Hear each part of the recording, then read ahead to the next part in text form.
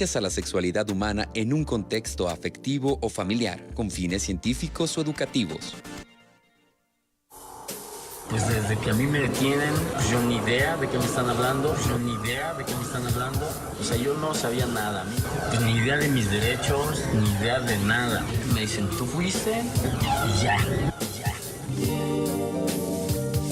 Asesoría jurídica gratuita desde el cuadrante de Radio Universidad de Guadalajara. De Hecho y de Derecho, con Alma Jessica Velázquez. Bienvenidos.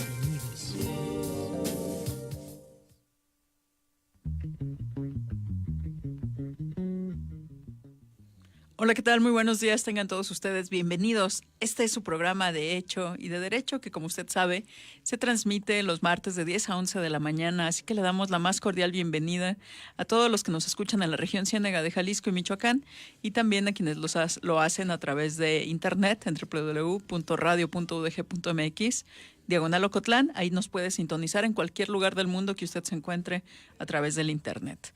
Así que en este micrófono le saluda Alma Jessica Velázquez. En el control operativo y en la producción de este espacio me acompaña Mari García.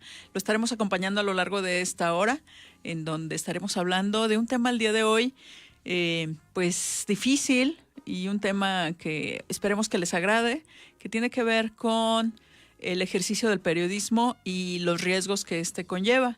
Así que estaremos hablando de este tema dentro del marco de este Día Mundial que acaba de pasar, el 2 de noviembre, en torno al Día Internacional para la eliminación o erradicación de los delitos contra periodistas. Así que estaremos hablando, pues, en particular de este tema. Lo invito a que se comunique con nosotros, el 92-560-19, 92-560-19 a su disposición, o el 01800-633-8100. El primero de ellos, para Ocotlán y Jamay. Si usted nos habla fuera de estos dos municipios, nos puede llamar a esta alada que le acabo de comentar de forma gratuita, 01800-633-8100. Pues el día de hoy nos acompaña un gran amigo, el doctor Héctor Farina Ojeda. Él es profesor del Centro Universitario de la Ciénega, miembro del Sistema Nacional de Investigadores, y pues está aquí para hablarnos justamente de este ejercicio que él, pues además periodista, pues que nos platique qué es lo que está pasando en torno a este tema, y que bueno, en estos días, pues que se está festejando, conmemorando, por así decirlo, porque no es ningún festejo, este Día Internacional. Muy buenos días. Muy buenos días, Alma Jessica, un gusto compartir contigo y compartir con toda la audiencia que es un tema siempre espinoso, doloroso y doliente, y que tiene que ver con el ejercicio periodístico y su situación en particular en un contexto de mucha violencia. No salimos bien parados, México no ha salido bien parado, por lo menos en los últimos 20 años. Sigue siendo uno de los países más peligrosos para ejercer el periodismo, solamente superado eventualmente por aquellos países que están con una guerra declarada, como Siria, el caso de Irak, sí, Afganistán en este caso. Y la verdad es que el ejercicio se ha vuelto cada vez más dificultoso y contradictoriamente más necesario. Es decir, cada vez necesitamos más de un periodismo que nos dé buenas ideas, buenas noticias, buenas referencias, que nos explique hacia dónde van los tiempos, pero cada vez el trabajo es más precario y hay un contexto de mucha violencia contra los periodistas, más de 120 periodistas asesinados desde el año 2000 y una larga cantidad de agresiones denunciadas, con una impunidad que rebasa el 90% en el caso de las agresiones, y que llegan a algunos extremos hasta el 99%. Es decir, la probabilidad de que un periodista sea agredido, ajá, es alta, y la probabilidad de que el agresor quede impune es todavía más alta. Definitivamente. Qué lamentable que nos compartas esto, pero bueno, precisamente queremos traerlo a la mesa para que la gente se entere, para que la gente sepa y nos concienticemos de esta situación. A mí me gustaría decir que, bueno, hay un marco legal de los derechos fundamentales aquí en México que se encuentra en la Constitución Política de los Estados Unidos Mexicanos, y hay dos derechos en particular, uno que tiene que ver con la libertad de expresión y otro que tiene que ver con el derecho a la información. Entonces, en ese marco, pues nosotros somos informados, vemos la libertad de expresión de los periodistas del ejercicio profesional.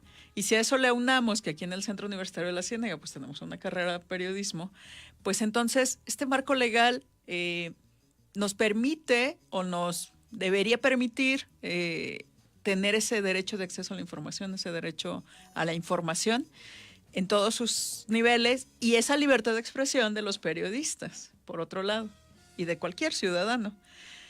Entonces, si a eso le sumamos que hay una ley especial para el acceso, más bien para la protección de las personas protectoras de derechos humanos y periodistas, que ya hay delitos previstos en los códigos para proteger justamente ese ejercicio profesional, y que también hay una fiscalía especializada en delitos contra periodistas. Dentro de todo ese marco legal y estas instituciones que se han venido dando, aún permea esta situación que tú mencionas. Así es. A mí me recuerda mucho esta situación cada vez que veo que hay fiscalías especializadas, fiscales especiales, comisiones, grupos de trabajo, mecanismos de protección, y cada vez hay más periodistas agredidos. Me recuerda mucho la situación de la pobreza. México es el país mejor diagnosticado en términos de pobreza en toda América Latina, pero es uno de los pocos que no ha sabido revertirla, es decir, la pobreza crece pese a que sabemos muy bien cuál es el problema. Entonces tenemos cada vez más ONGs, más asociaciones, más programas, más apoyo, más gente encargada, más dinero, pero la pobreza crece. En el caso de los periodistas, la sensación es la misma. Hace una semana estuve compartiendo con algunos amigos que trabajan en el norte, sobre todo en Ciudad Juárez y en Sinaloa, y la situación que narran es prácticamente de un desasosiego o de un abandono. Es decir, existen los mecanismos, existe la ley, hay estructuras, hay instituciones, hay programas, pero el periodista se sigue sintiendo solo y desamparado. Y en muchas ocasiones lo que prefiere es tratar de cuidarse por su cuenta, es decir, su ejercicio es riesgoso, lo asume como riesgoso y sigue trabajando pese a ello. Nos contaban historias tremendas, Rocío Gallego, la directora de un proyecto que se llama La Verdad de Ciudad Juárez, nos contaba historias tremendas en las cuales ellos decidieron salir a la calle a reportear porque era la única opción que tenían de ser libres, asumiendo que los mecanismos no iban a funcionar, que probablemente estén solos y que probablemente alguno de ellos no iba a volver a la redacción. Pero en ese contexto están los periodistas ahora, pese a todo lo que sabemos que hay, los mecanismos, la ley, la defensa, etcétera, Claro. ¿no? Como que no está llegando aún al ejercicio real del periodismo, y eso es muy perceptible. Sí, definitivamente. Nos das dos situaciones muy concretas. La primera que nos mencionaste, pues que estamos en una situación de violencia en todo el país. Y eso, pues a ojos vistos, lo que acaba de ocurrir con los trailers estos llenos de cadáveres que no tienen dónde ponerlos, las autoridades que dicen que cada día pues crece el número de personas privadas de la vida, pero que además desconocidas, es decir, no se sabe quién es su familiar, de dónde provienen. Entonces crece más esta necesidad de crear, como ellos dicen, un panteón, ¿no? Nuevo, especial para esto. Es decir, como mencionaste, pareciera que estuviéramos en un sitio de guerra. A lo mejor lo estamos, pero no nos lo han dicho o no nos lo han comentado como tal. Aun cuando Felipe Calderón Hinojosa en su momento dijo que había declarado la guerra, ¿no? En realidad no sé si es guerra entre ambos carteles. Bueno, pueden ser ambos o pueden ser más. Los cárteles que trabajan aquí en Jalisco, pero de la delincuencia organizada, pero resulta que dentro de ese marco mencionas eso, y por otro lado, pues que las instituciones no están haciendo su chamba o están de parapeto, ¿no? O están rebasadas. O están rebasadas. La discusión, hay dos planos. Uno, el de la discusión teórica, que es muy interesante, sobre si realmente es una guerra, si es una guerra limitada, si son escaramuzas tipo guerrilla, si es una guerra de baja intensidad, si solamente es una violencia desbordada. Eso es en el plano teórico y la discusión es muy, muy interesante, muy rica para saber establecer estos límites en los cuales estamos viviendo. Y la segunda es algo de lo que nadie escapa realmente, es, sea la definición que sea, nos alcanza a todos, nos salpica a todos en mayor o menor medida. En ese miedo que tiene la gente al caminar por las calles en la noche, en ese miedo que tiene cuando abre su auto y no sabe si hay alguien detrás que lo va a asaltar, en ese miedo que hay cuando uno escucha que un chirrido de neumáticos y no sabe si va a haber una balacera en ese momento. Y todo eso es una situación que le afecta a toda la sociedad mexicana, y en el caso del periodista, que cuando ocurre algo así, no se va a su casa, al contrario, se acerca al lugar de los hechos, porque desde ahí tiene que contarle al resto de la gente lo que está pasando. Alguien tiene que hacer ese trabajo, y ese trabajo no lo pueden hacer las redes sociales, no lo puede hacer cualquier persona, lo tiene que hacer alguien que se arriesga, que trata de verificar la información, que junta los datos, que cruza los datos y que trata de darle voz a todos los sectores para que la gente se informe de algo más o menos veraz, más o menos verosímil, más o menos creíble. Y ahí hay un riesgo mayor.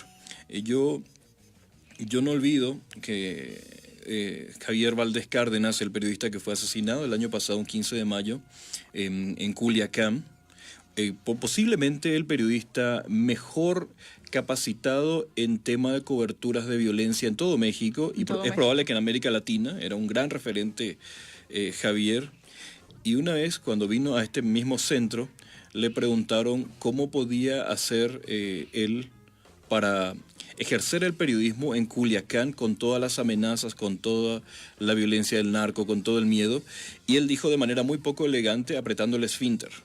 Dice, no hay otra manera de hacerlo porque sí tengo miedo, pero alguien tiene que hacer este trabajo.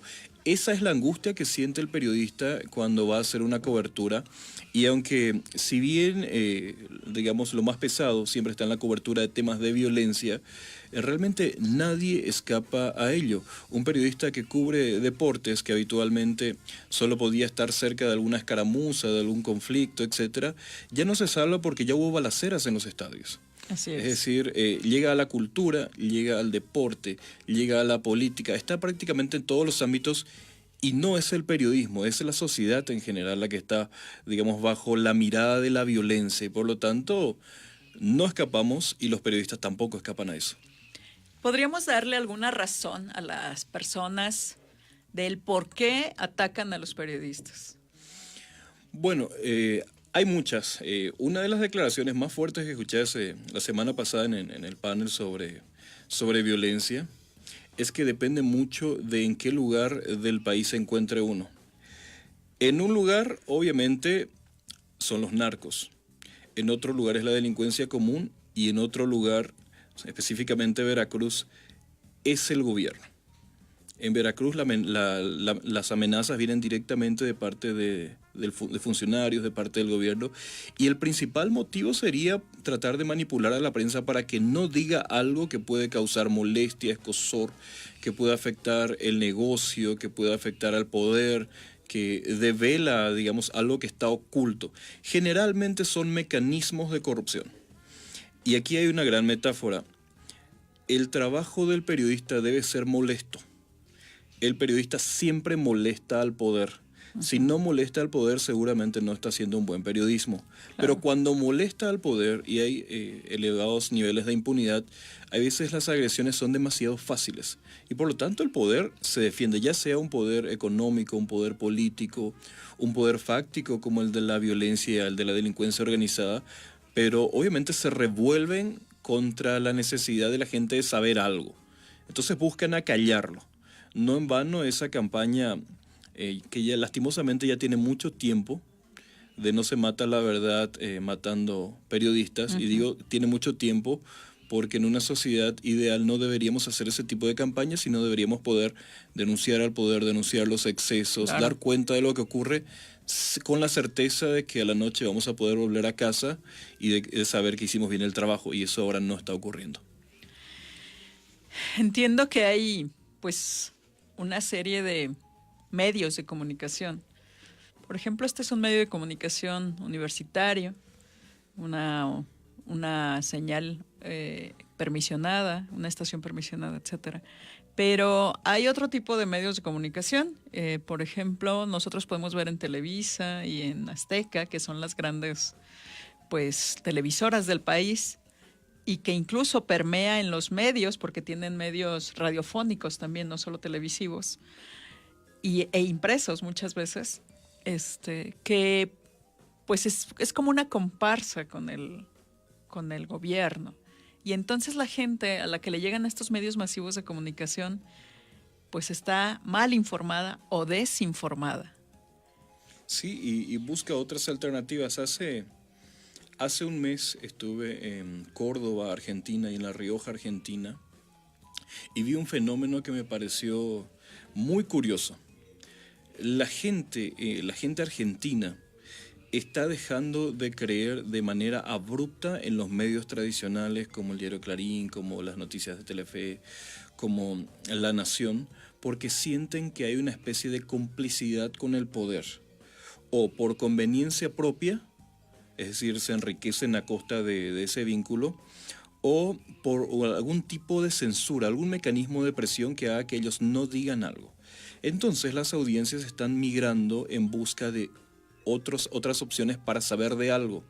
Es decir, la gente también se cansa de medios tradicionales que se ponen de acuerdo con el poder y no dan a conocer lo que ellos quieren saber, y creen o sospechan o tienen la certeza de que ocultan algo. Entonces, en Argentina hay un proceso de divorcio muy fuerte entre los medios de comunicación y las audiencias que están buscando por otro lugar. En el caso de México la situación es similar. Y un solo ejemplo. Se supone que el periodismo de investigación, aquel que profundiza, que es de largo aliento, que investiga cosas más profundas, que denuncia el poder, que encuentra lo oculto, lo que alguien quiere esconder, es fundamental para la democracia y es fundamental para la prensa misma. En México, como una metáfora, la mayoría de las investigaciones no están en los grandes medios de comunicación, sino que se pasaron a medios alternativos, a colectivos de periodistas, y se publican en libros en un país que lee poco. Si quieren leer la investigación de la Casa Blanca, no está en los grandes medios, apareció en un libro, apareció en medios alternativos, y la respuesta fue la censura. Es decir, es una respuesta del poder. Igual, la mayoría de las investigaciones sobre temas de violencia están en los libros. Lo que publica John Gibler, lo que publica Marcela Turati, lo que publicaba Javier Valdés, todo aparecía en libros en un país que lee poco. Es decir, hay una cierta connivencia entre el poder y los medios, aunado a la precariedad que hace que no quieran invertir en una investigación de largo aliento y pagarle mucho tiempo a un periodista que no produce todos los días. Y eso hace que la investigación haya salido de los medios tradicionales y la gente busca, por lo tanto, también una opción para informarse. Esa es una situación crítica, metafórica, de los medios que exigen calidad, pero no favorecen la calidad, de que se quejan de la crisis, pero favorecen la misma crisis, ¿no? Sí. Sí, o sea, estamos ante una situación complicada, mientras que el ejercer el periodismo es muy riesgoso, y por otro lado los grandes monopolios pues así decirlo, ¿no? Tal como es, los monopolios de los medios de comunicación, duopolios le dicen aquí, porque estas dos grandes rubros, porque yo los veo luego en programas durante todo el día, y luego los escucho en la radio, y luego los leo en algunas opiniones. Y entonces son los periodistas que nos venden, digo yo, porque son los periodistas que luego son los que hacen las mesas de diálogo, son a los que entrevistan, son a los que les dan el foro. ¿Y dónde están los demás? ¿Y dónde están los que precisamente están publicando? Pero ¿dónde publican? Como dices, para empezar, ¿dónde publican? ¿Quién les publica? Porque también se arriesga esa persona esa editorial que les publica. Y por otro lado, ¿quién lee? Como mencionas, ¿no? Sí, hay iniciativas muy interesantes. Hace poco veía hablábamos con Alejandra Chanik, una que se llama Quinto Elemento, que precisamente busca juntar a periodistas y promover proyectos de investigación. Es decir, es una válvula de escape para aquellas publicaciones que no están apareciendo en los medios. Hay otra iniciativa latinoamericana que se llama Conectas, y hay colectivos que se están formando para tratar precisamente de seguir haciendo periodismo pese a no tener detrás el respaldo de las grandes estructuras corporativas. Y eso quiere decir, el periodismo se hace cada vez en forma más precaria, más romántica, más individual, digamos, más a nivel del recurso humano y del periodista, y no tanto a nivel de las estructuras, de los medios tradicionales. Y eso se nota mucho. Hay varios investigadores, periodistas de investigación, que pueden sostener sus investigaciones financiados por becas de universidades norteamericanas. Las publicaciones que hace Anabel Hernández dependen en este momento de la Universidad de Berkeley, que es la que le financia a ella sus proyectos de investigación. Ella presenta proyectos, si la universidad lo ve viable, entonces le da una beca. Pero esas son válvulas de escape, no son el mecanismo tradicional. Claro. Y si no aparecen en los grandes medios, quiere decir que hay una enmarañada red de presiones y conveniencias detrás que hace que las grandes investigaciones periodísticas no sean hoy muy atractivas, porque su principal objetivo es denunciar algo o develar algo oculto. Y eso no conviene muchas veces al poder. Definitivamente. Vamos a ir a un corte de estación y regresamos para seguir hablando de este tema.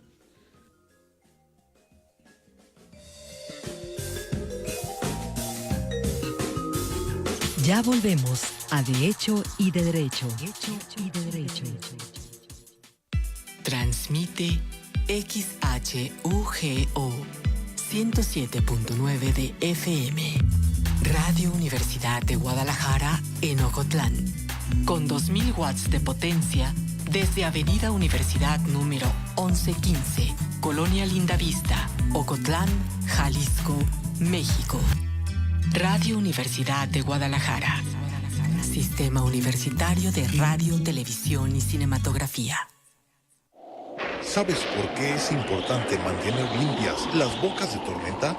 Para evitar que la ciudad se inunde en este temporal de lluvias. Barre el frente de tu casa y no arrojes basura a la calle para evitar que la corriente se la lleve y provoque inundaciones.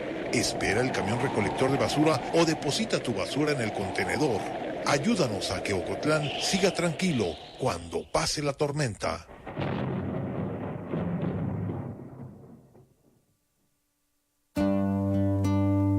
La música de acá.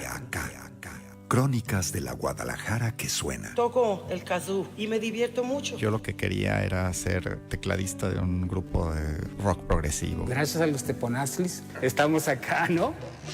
Una serie radiofónica que retrata a algunos de los más entrañables protagonistas de la vida musical de la ciudad. Entonces digo, ya me casé con Ernesto y ya pues hicimos una pareja. Personajes del rock, el blues, el jazz, la música de concierto y las diversas fusiones que han dado vida a la música de acá. Una producción de Alfredo Sánchez. Escucha estas crónicas sonoras en Señal Global. Escribe www.senalglobal.com. Llorando como un niño en el degollado. Allí en el lobby del degollado, ahí estaba yo. Puta, no.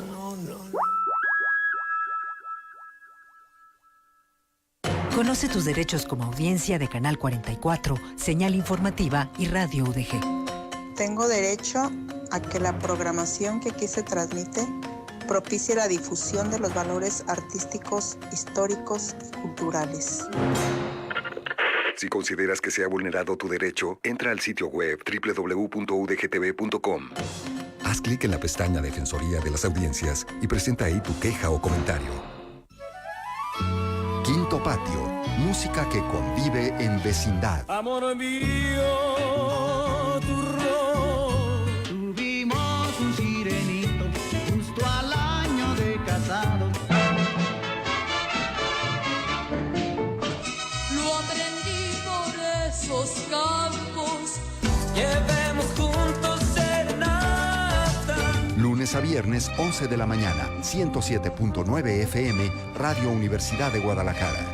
Quinto Patio. Gracias a las Fuerzas Armadas del país, México se ha transformado. Nuestras Fuerzas Armadas están mejor preparadas para servir a México. Construimos nuevos cuarteles, batallones de infantería y bases militares y navales. Renovamos sus flotillas de vehículos, barcos y aeronaves. Implementamos el Plan Rector de Educación Militar y creamos la Universidad Naval. A través del Plan MX, fortalecimos la coordinación de las Fuerzas Armadas para asistir a la población ante desastres naturales. Unidos haremos que lo bueno siga contando. Gobierno de la República. Sistema Universitario de Radio, Televisión y Cinematografía. Este programa es clasificación A, apto para todo público. Puede incluir agresividad mínima y referencias a la sexualidad humana en un contexto afectivo o familiar, con fines científicos o educativos. De hecho y de derecho. Regresamos. Estamos de regreso en su programa de Hecho y de Derecho. El día de hoy hablando sobre la violencia contra periodistas, este tema tan sensible, pero que debemos hablar para que se informen las personas en torno a este tema. Si usted gusta llamarnos, 9256019, repito, 9256019, nuestra línea telefónica local para Ocotlán y Jamay, y nuestra línea telefónica LADA sin costo para todo el resto de la República, 01800-633-8100. Tenemos 2 cortesías para acudir al Cascanueces Acrobático en el Teatro Diana este jueves 8 de noviembre a las 20 horas. Tenemos 2 boletos para si usted desea asistir, se anote. Al final vamos a ver cuántas personas se anotan. Si son algunas cuantas, pues entonces estaremos rifando este boleto entre las personas que se comuniquen. Repito los números, por lo tanto, 9256019 para Ocotlán y Jamay y 01800-633-8100, nuestra LADA sin costo. Y tenemos a nuestro invitado en cabina el día de hoy, el doctor Héctor Claudio Farina Ojeda. Él es profesor de este centro universitario, miembro del Sistema Nacional de Investigadores y pues es periodista también y está exponiéndonos pues este asunto de la violencia contra los periodistas. ¿Quisieras compartirnos algunos datos? Sí, tengo algunos datos que recopila Artículo 19, que es un organismo que le da seguimiento precisamente a los casos de violencia contra periodistas, y ellos tienen un registro de 389 agresiones contra periodistas del 1 de enero al 31 de julio de 2018. Es decir, esto es el primer corte del año, es la primera mitad del año. Hablamos de que hasta final de julio hay 2.375 agresiones contra la prensa en México durante el gobierno de Peña Nieto, que no es el gobierno de la guerra contra el narco, que no es exactamente el que hizo aquella famosa declaración que implica el conflicto de jugar bajo las reglas de la guerra, ¿no? Es decir, y eso implica, en este caso, que la violencia no solamente no ha parado, sino se ha incrementado en algunos casos. Durante estos 7 meses del año, o sea, hasta julio, sí, hubo 126 casos de intimidación y hostigamiento, 82 amenazas, bloqueo, alteración o remoción de la información, 57 ataques físicos, 42 privación de la libertad, 22. Y en el caso de asesinatos con posible causa del ejercicio del periodismo, 8 periodistas asesinados durante 2018, 47 durante lo que va del sexenio. Y en los últimos 2 años hay 24 asesinatos de periodistas en México, solamente superado por Afganistán, que tiene 26. ¡Qué barbaridad! La estadística que comentamos aquí en el corte de que la mitad de los asesinatos de periodistas ocurren en países que no están en guerra. Es decir, la violencia no tiene que ver solamente con ese comportamiento extremo del ser humano que es la guerra, sino tiene que ver con la delincuencia organizada, con los gobiernos, con la censura, con las presiones.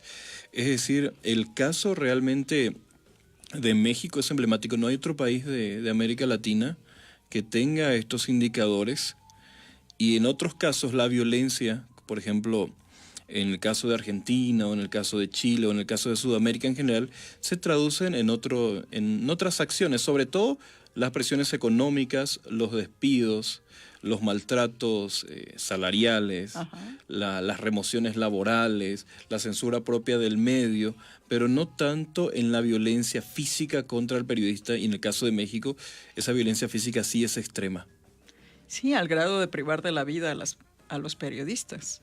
Al grado de matarlos, de acallarlos y sobre todo que en el ejercicio del periodismo lo más terrible no es la censura, es la autocensura, es decir, es el miedo de no querer publicar algo o no querer investigar algo debido a que te van a matar, te van a amenazar, no lo van a publicar de todas maneras, te van a despedir, no va a servir de nada. Todo eso genera una sensación de angustia en el periodista que se autolimita en el ejercicio de su trabajo. Y esa autocensura es gigantesca y es difícil de medir, a diferencia de la censura directa, que es cuando alguien te dice no publiques esto, definitivo, sácalo, cállate, eso es más fácil de medir. Pero cuando uno lo tiene como miedo interior y decide que no va a mirar hacia la violencia, no va a informar de algo, porque de todas maneras piensa que no va a servir de mucho, eso sí es terrible, porque eso no lo podemos cuantificar y creo que es lo que más le afecta a los periodistas en general. En definitiva, creo que esta parte es la más crucial porque muchas personas que ejercen el periodismo están amenazadas, viven bajo amenaza. Sí, bajo amenaza, inclusive tácita. Hace poco un periodista de Culiacán, la semana pasada, Marcos Vizcarra de Noroeste, nos contó que hay algunos mitos que hay en ciudades como Culiacán, donde la gente no habla de ciertos temas porque suponen que no se habla de esos temas. Y por ejemplo decía de que hay estatuas, que hay monumentos, que hay lápidas, y que la gente no las mira o no las toca porque suponen que hay una amenaza velada ahí y que si alguien habla de eso va a venir cualquier persona a matarlo. Entonces los mismos periodistas caen en ese ambiente de censura y simplemente dejan de hablar de ello. Y eso es terrible porque implica que realmente no sabemos qué de todo lo que nos dicen, uno, no fue previamente censurado, y dos, lo más interesante en el periodismo siempre es ver los medios y saber de qué no hablan. Y esta parte de qué no hablan es realmente gigantesca cuando hay una sensación de miedo, de amenaza, de angustia y sobre todo de desesperanza. Creo que el peor escenario del periodista ni siquiera es el miedo, es la desesperanza de saber que aunque lo haga no va a valer la pena porque no lo van a publicar o no lo van a escuchar. Creo que eso es terrible y hacia eso nos lleva el miedo. Sí, la autocensura, como dices, finalmente. Pero bueno, muchos viven bajo amenaza y ese miedo no está infundado. Y ese miedo a lo mejor no proviene, como dices tú, de amenazas expresas, sino de todo lo que está en el entorno y de lo que está viendo el periodista y de lo que presiente que va a ocurrir. Sí, y ante eso yo destaco algo, la labor de los colectivos periodistas, es decir, de los periodistas que asumen que su función es informar a la gente de hechos que sean de trascendencia para la gente y por lo tanto buscan la manera de hacerlo. Hay muchos colectivos, la red de periodistas de Juárez, que son, todas son mujeres, en una de las ciudades más violentas de México, que fue la ciudad más violenta del mundo entre 2009 y 2010, la cobertura de los temas de violencia la hacen las mujeres. Y gente que decidió agruparse, crear organismos, defenderse entre ellos y renunciar un poco a ese ego de la primicia que nos enseñaron en la vieja escuela norteamericana de que cada quien investigaba por su cuenta y conseguía la primicia y se hacía famoso. Hoy no. Para investigar temas de violencia se funciona en colectivos, se cuidan entre ellos, bien, aunque trabajen en diferentes empresas. Los periodistas de a pie son otro ejemplo. Gente que... Y ahora, perdón que te interrumpa, con los medios, tenemos medios de comunicación ahora por internet. Es un medio para el cual, aún así, mejor dicho, replanteando, aún así hay miedo. Sí. Lo interesante aquí es que están funcionando con otra lógica. Primero, sí están tratando de volver a la investigación como un sinónimo de calidad.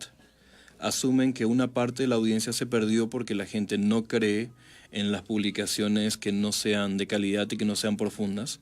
Y por lo tanto, sitios como Animal Político, como Sin Embargo, como La Silla Vacía, están tratando de hacer más periodismo de investigación, están tratando de hacer un periodismo más profundo y están cambiando las reglas. Un ejemplo, la investigación sobre la gran estafa, aquel esquema que utilizaban las universidades para desviar dinero público, se pudo hacer de manera colaborativa. Y no solamente participaron los periodistas de Animal Político, sino periodistas de otros medios, becarios, estudiantes, gente que trabajó en alguna parte del proyecto para luego sacarlo a luz. Esa es una lógica interesante, porque quiere decir que la verdad del periodismo, la verdad que el periodismo quiere contar, está por encima de los intereses corporativos. Y que cuando no hay un apoyo económico real, de todas maneras la gente, en este caso los reporteros, los periodistas, los editores, buscan la forma de hacer llegar eso a la gente y de seguir produciendo. Estas iniciativas son realmente muy buenas. La verdad, Juanes es otro claro, caso emblemático. Es un periódico digital que surgió hace muy poco, precisamente por una ruptura. Ya no podían trabajar bajo la estructura del periódico en el que trabajaban, decidieron hacer uno propio. Esas son las grandes bondades de Internet. Es algo que deberíamos valorar. Claro, con todos los problemas económicos que ello implica, exacto, con su falta de financiamiento, con buscar mecanismos para que eso sea rentable. Y eso no depende solo de los periodistas. Buscar patrocinios. Muchos patrocinios. Depende mucho de las audiencias. Claro. Depende mucho de que la gente valore ese tipo de iniciativas, ese tipo de trabajo, y que se dé cuenta de que esa información que consumen a través de esos medios es muy diferente a todo lo que circula en las redes sociales, y sobre todo que es necesaria para tomar buenas decisiones todos los días. Yo creo que nos falta recuperar un poco esa credibilidad perdida por ese afán de favorecer solamente intereses políticos y económicos y no a la gente. Definitivamente. Vamos a ir a un corte de estación y regresamos.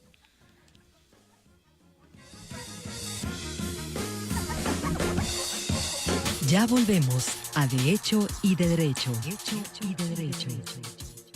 Radio Universidad de Guadalajara, tendiendo puentes.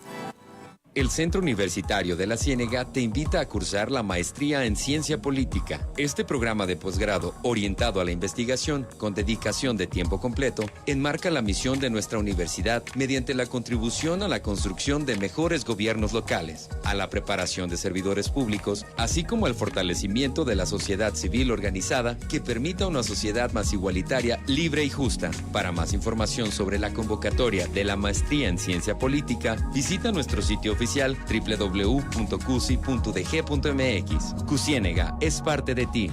De las historias junto al fuego a las historias en las redes. Desde el principio de los tiempos nos transformamos. Ayer, hoy y siempre. Somos lectores.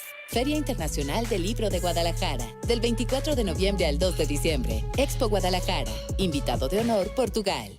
FR Producciones te invita a disfrutar el Cascanueces Acrobático. Navidad hecha acrobacia. Un clásico de Navidad con malabares, magia y sorprendentes hazañas de acrobacia. Te esperamos en el Teatro Diana del 8 al 11 de noviembre y del 7 al 9 de diciembre. Boletos en taquillas y Ticketmaster.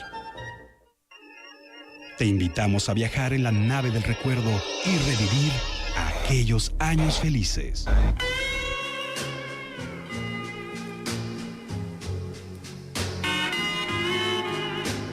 Con la música de Añoranzas.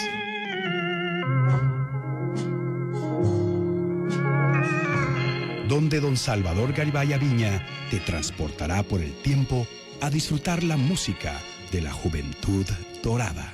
Añoranzas. Lunes a viernes, 12 del mediodía. Y los domingos a las 8 de la noche. Añoranzas.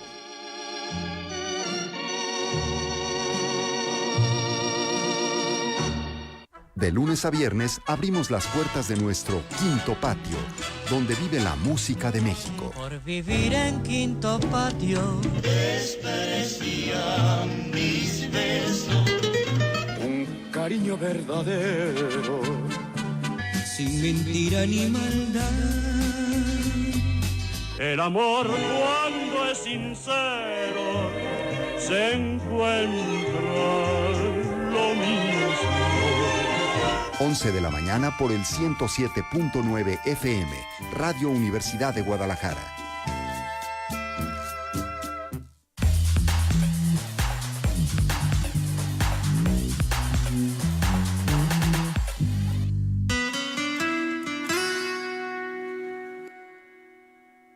De Hecho y de Derecho. Regresamos.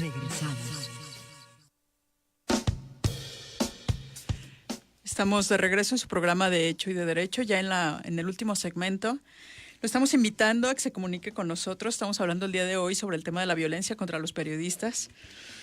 Y bueno, nos escribe Montserrat Aguilar, nos manda saludos, así que agradecemos que esté pendiente. Recordándole que también estamos en Facebook Live, así que todos los que nos están viendo en vivo, aquí estamos. Y le agradecemos que nos siga a través de esta vía. Le recuerdo que tenemos 2 cortesías para el Cascanueces Acrobático en el Teatro Diana, en Guadalajara, este jueves 8 de noviembre a las 20 horas. Así que si usted quiere ir, basta con que nos llame, se inscriba y al final haremos la entrega de los boletos. Bueno, pues estamos con nuestro invitado, el doctor Héctor Farina.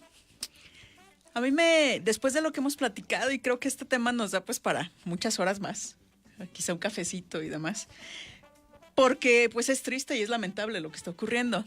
Pero yo quiero preguntarte además, ¿qué ocurre con la formación del periodista? Es decir, tú eres profesor, fuiste coordinador de la carrera mucho tiempo. ¿Qué hay en el ideario del estudiante o en el de los profesores para incluirles o enseñarles que van a estar frente a situaciones de riesgo, pero que vale la pena, ¿no? O que a lo mejor ya están conscientes de ello y aún así están inscritos? Platícanos. Sí, creo que uno de los desafíos más grandes que tiene el periodismo ahora está en la incubación, en la formación. No solamente porque tenemos que hacerle frente a escenarios de violencia, sino porque los escenarios son excesivamente cambiantes en cuanto a la tecnología y en cuanto a la forma de hacer periodismo. Lo más interesante aquí es ver cómo formar a un periodista para que entienda esto. Tuvimos una discusión fuerte, larga, ácida, sobre si deberíamos incluir algunas clases o materias que expliquen la violencia o que les enseñen a hacer cobertura periodística en temas de violencia. Y el resultado fue que lo fundamental es que los periodistas entiendan el contexto en el cual están ejerciendo. Por lo tanto, lo principal es enseñarle un poco de estructuras sociales, un poco de sociología, un poco de antropología, un poco de historia, para que entienda la violencia. Es decir, la violencia es un contexto que le afecta a todos, no solamente al periodista. Claro.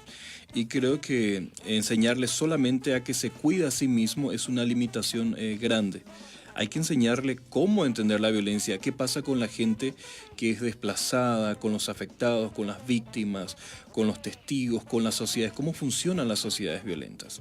Y entonces nuestro gran desafío pasa primero por ahí. Y lo segundo sí es el ejercicio, lo segundo es decirles de antemano, creo que no hay forma de ocultarlo, que el escenario no es el ideal, pero es un trabajo necesario no solamente para el periodismo y su sobrevivencia, sino para la misma gente. Es decir, no existe la posibilidad de una sociedad democrática y de gente bien informada si el periodismo no hace bien su trabajo.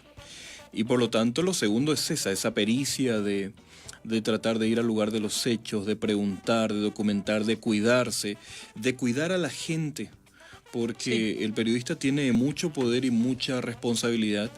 Y por lo tanto, si no entendemos, por ejemplo, cómo funciona la Sierra de Badiraguato ahí en las cercanías de Culiacán, en Sinaloa, y solamente vamos a hacer una nota, eso es una irresponsabilidad y es un error, porque no sabemos a qué gente vamos a afectar, quién va a pagar las consecuencias, cómo van a quedar los pobladores de ahí. Entonces necesariamente debemos entender primero el contexto de violencia, poder hacer un análisis de lo que está pasando y luego hacer un ejercicio de la manera más ética y más responsable posible. Hacia ahí están enfilando en este momento las estrategias para formar a un periodista. Y no es algo sencillo, realmente es muy complicado, porque también le pedimos que sea un poco psicólogo, un poco antropólogo, un poco filósofo, un poco historiador de la cultura, es decir, un poco de todo para poder hacer su trabajo. Claro, sí, es muy importante y es una responsabilidad muy grande el ser periodista, es una responsabilidad social muy grande, por lo que decíamos al inicio del programa, ¿no? Esto del derecho a la información, de la libertad de expresión como derechos fundamentales, pues es muy importante que estemos bien informados, pero con fuentes fidedignas, con trabajos profesionales, y para poder tomar nosotros como ciudadanos una concepción, una idea y actuar en consecuencia. Porque como dices, las ciudades violentas están, pero pues yo recuerdo Proceso, por ejemplo, es quien publica luego los libros que tienen que ver con periodismo de investigación, pero que están relacionados casi todos ellos con delincuencia organizada, que muy pocos se animan a contar esas historias.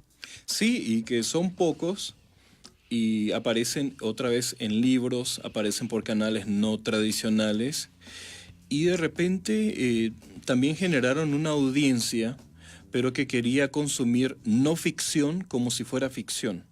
Es decir, las historias reales de la delincuencia organizada, de los narcos, de las ejecuciones, no solo tuvieron, digamos, eco en la responsabilidad social, sino también en una especie de mercadotecnia que hizo que proliferen las series de narcos, las tendencias en redes sociales, los libros en general. Es decir, hay una sociedad ávida de saber, porque habitualmente de estos temas no se habla mucho.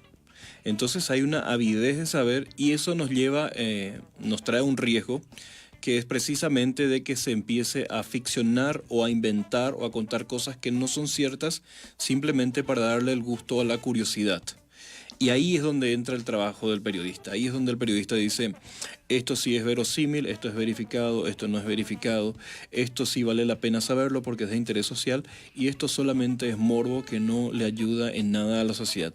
Ahí está el trabajo del periodista en este momento y es ahí donde hay que apuntar. Y la gente debe entender que esa es una necesidad de la gente.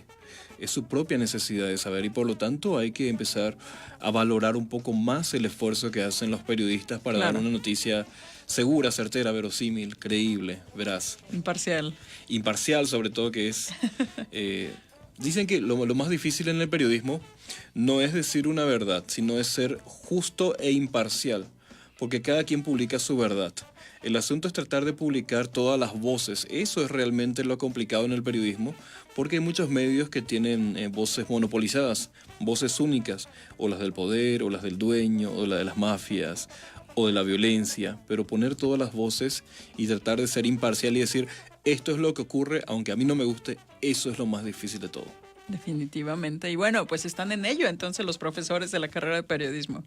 Estamos en ello, o sea, no escapamos de este contexto de violencia física, de precariedad laboral que le afecta a todas las profesiones en México, de esta situación de angustia sobre qué va a pasar con el periodismo.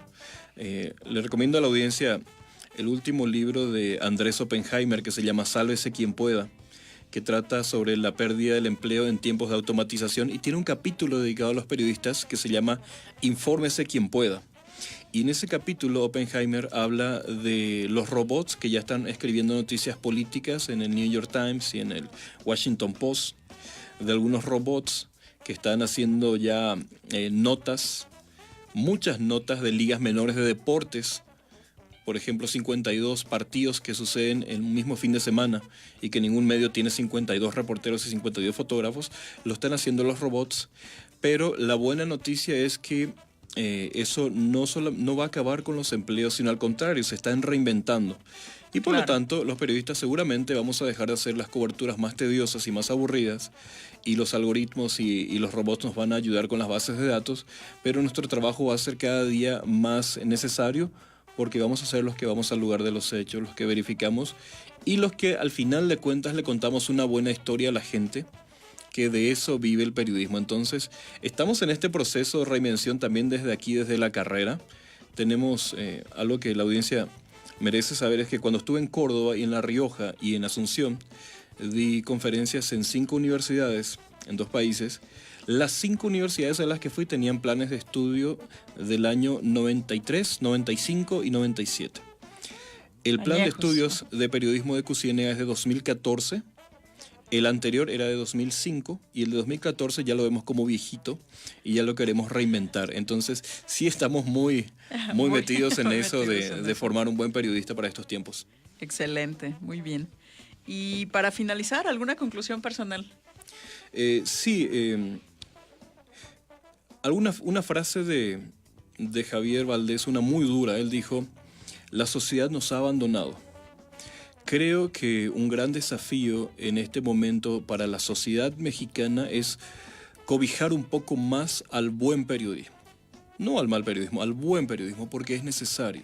Y cobijar un poco más quiere decir darle más respaldo, darle más apoyo, darle credibilidad y hacer que ese periodismo tenga un eco en la sociedad. Si no tenemos ese eco en la sociedad, lo vamos a ir perdiendo, se van a ir perdiendo las investigaciones de calidad y entonces no hay un periodismo bueno sin una sociedad buena. Es decir, estamos ampliamente relacionados, por lo tanto creo que habría que revalorar un poco el trabajo del periodista y había que valorar un poquito más a la gente que dice quiero estudiar periodismo pese a este contexto. Es decir, esa gente muy valiente y es gente necesaria. Entonces, si tienen a alguien que quiera estudiar periodismo, apóyenlo. Si conocen a un buen periodista, apóyenlo. Si conocen medios que den productos de calidad, compren y consuman esos medios. Eso nos va a dar un aliento para seguir haciendo una buena tarea. Pues muchísimas gracias. Él es el doctor Héctor Farina, profesor del Centro Universitario de la Ciénega y miembro del Sistema Nacional de Investigadores. Muchas gracias por haber estado aquí con nosotros. Muchas gracias, Alma Jessica, y un gusto enorme estar aquí en Radio de Ocotlán. Muy bien, pues nos llamó Mónica Lisset Medina que para lo de los boletos, así que pues ya los tiene, ya nomás veremos la forma de hacérselos llegar o de que venga por ellos. Nos estamos despidiendo en el control operativo y en la producción de este espacio, Mari García. Mi nombre es Alma Jessica Velázquez Gallardo. Nos escuchamos, que tenga muy buen día. Hasta la próxima.